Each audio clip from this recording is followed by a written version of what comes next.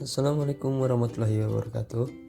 Halo teman-teman, kembali lagi di video presentasi.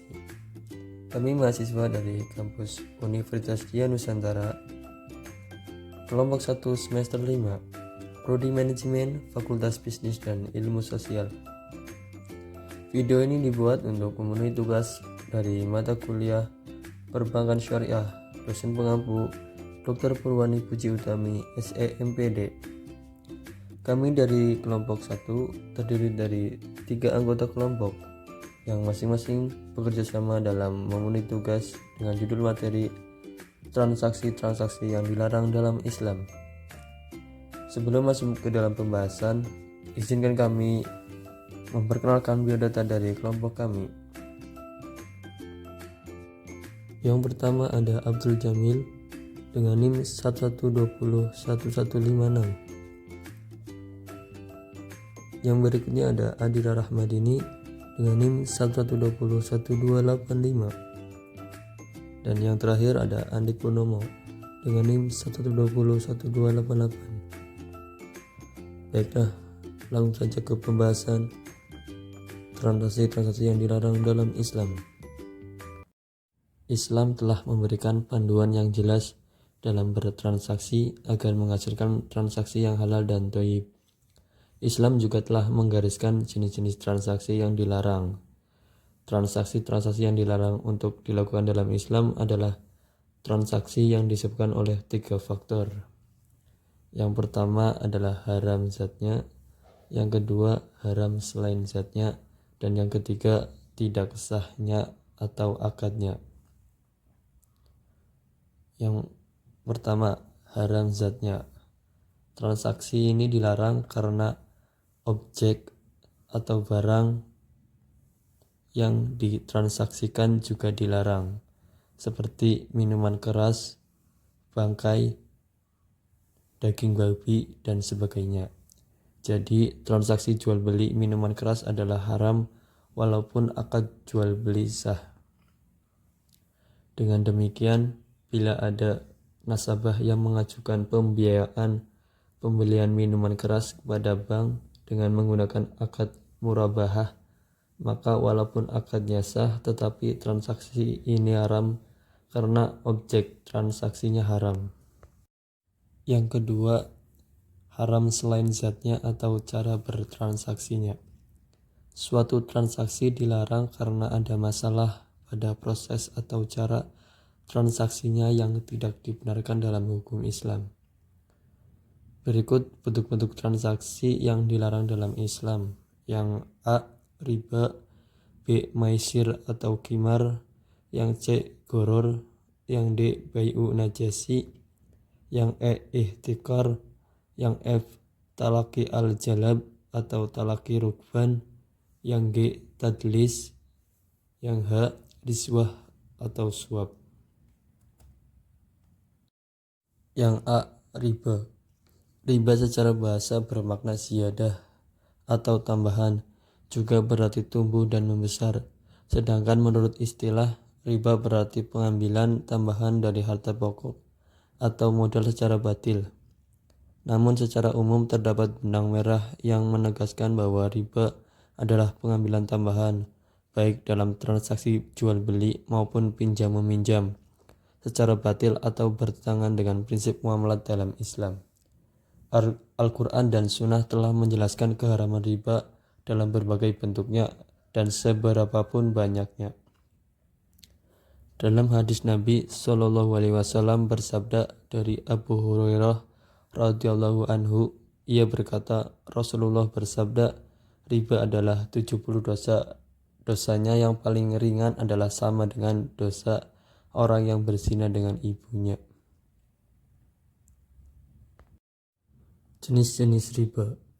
Menurut para ulama fikih, riba dibagi menjadi 4 macam. Yang pertama, riba fadl, yaitu tukar-menukar dua barang yang sama jenisnya dengan tidak sama timbangannya atau takarannya yang diisyaratkan oleh orang yang menukarkan.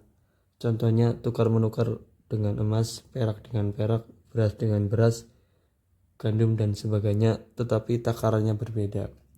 Yang kedua ada riba qard, yaitu meminjamkan sesuatu dengan syarat ada keuntungan atau tambahan bagi orang yang meminjami atau mempiutangi. Yang ketiga ada riba yad, yaitu berpisah dari tempat sebelum timbang diterima. Maksudnya, orang yang membeli suatu barang, kemudian sebelumnya ia menerima barang tersebut dari si penjual, pembeli menjualnya kepada orang lain. Yang keempat ada riba nasi'ah, yaitu tukar menukar dua barang yang sejenis maupun tidak sejenis, yang pembayarnya diisyaratkan lebih dengan diakhiri atau dilambatkan oleh orang yang meminjam.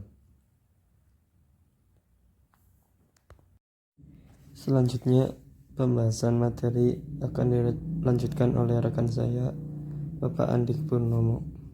Terima kasih pada Mas Jamil. Saya akan melanjutkan untuk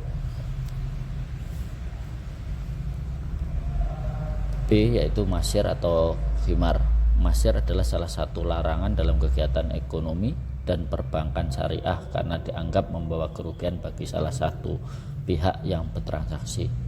Larangan ini bahkan bersumber langsung dari Al-Quran, sehingga umat Islam sangat mengharamkan serta menghindari tindakan tersebut. Transaksi maisir dilarang dalam Islam sebab akan membuat seseorang malas dan hanya berharap menang taruhan, menimbulkan spekulasi serta permusuhan antar sesama. Gharar. Gharar adalah sesuatu yang tidak jelas dan tidak dapat dijamin atau dipastikan kewujudannya secara matematis dan rasional, baik itu menyangkut barang, harga, ataupun waktu pembayaran uang atau penyerahan barang. Para muhaqqiq mendefinisikan dengan redaksi yang berbeda-beda. Kesimpulan definisi menurut para muhaqqiq, gharar adalah segala transaksi yang tidak jelas, ghairun maklum atau uknum, dalam hal-hal khususnya atau tidak jelas hasil atau konsekuensinya, majbul akibah. D. Bayu najasis. Bayu najasi gambarannya yakni jika sekelompok orang bersepakat dan bertindak sebagai pembeli, berpura-pura menawar barang di pasar dengan tujuan untuk menjebak orang lain agar ikut di dalam proses tawar-menawar tersebut, sehingga permintaan palsu tersebut menaikkan harga jual produk dan orang ketiga akhirnya terpancing ikut membeli barang. E. Iktikar. Iktikar adalah menumpuk barang atau jasa pun jasa yang diperlukan masyarakat dan kemudian si pelaku mengeluarkan sedikit-sedikit dengan harga jual yang lebih mahal dari harga biasanya dengan tujuan untuk mendapatkan keuntungan lebih cepat dan banyak. F. Talaki al-jalab atau talaki rukban. Talaki al-jalab atau talaki rukban adalah sebagian pedagang menyongsong kedatangan barang dari tempat lain dari orang yang ingin berjualan di negerinya, lalu ia menawarkan harga yang lebih rendah atau jauh dari harga di pasar, sehingga barang para pedagang luar itu dibeli sebelum masuk ke pasar dan sebelum mereka mengetahui harga sebenarnya. Jual beli seperti ini diharamkan menurut jumhur mayoritas ulama karena adanya pengelabuhan. G. Tadlis. Adanya unsur penipuan salah satu pihak atau adanya unsur tidak diketahui oleh satu pihak. Keadaan di mana salah satu pihak tidak mengetahui informasi yang diketahui pihak lain. Hal ini disebut juga dengan kurangnya informasi. Tadlis dalam sistem ekonomi sering disebut dengan penjualan curang. Menurut S.B. Mars dan J. Solby, yang dimaksud dengan perbuatan curang adalah suatu pernyataan tentang fakta yang dibuat oleh satu pihak dalam suatu transaksi atau akad terhadap pihak lainnya sebelum perjanjian itu dibuat dengan maksud untuk membujuk pihak lainnya supaya menyetujui pernyataan itu. H. Riswah atau suap. Riswah menurut bahasa adalah pemberian yang diberikan kepada seseorang agar mendapatkan kepentingan tertentu. Sedangkan menurut istilah riswah berarti pemberian yang bertujuan membatalkan yang benar atau untuk menguatkan dan memenangkan yang salah. Dari definisi di atas, ada dua sisi yang saling terkait dalam masalah riswah.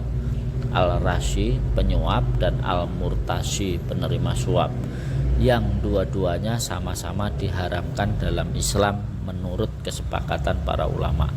Bahkan perbuatan tersebut dikategorikan dalam kelompok dosa besar. Terima kasih Pak Andik atas penjelasannya.